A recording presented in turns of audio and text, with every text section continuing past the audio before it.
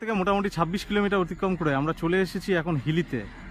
হ্যাঁ, পুজোর প্রস্তুতি কেমন চলছে হিলিতে সেটাই জানার জন্য আমরা হিলিতে পৌঁছে গেছি। একদম হিলিতে 3টে কিন্তু একদম বড় বড় পুজো হয়, তার মধ্যে একটা অন্যতম পুজো সীমান্ত শিক্ষা ক্লাব।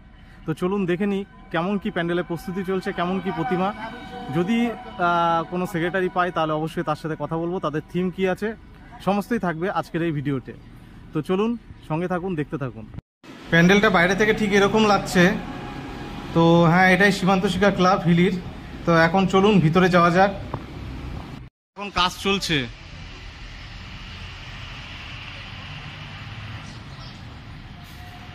মানে এটা কি ঠাকুর হবে?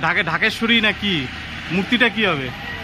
হ্যাঁ, মাটির সাঁচের। আচ্ছা আচ্ছা, মাটির সাঁচের ঠাকুর হবে।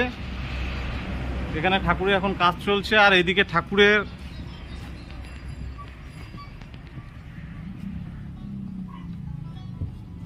এই সাঁচে তৈরি সব মূর্তি বসানো আছে।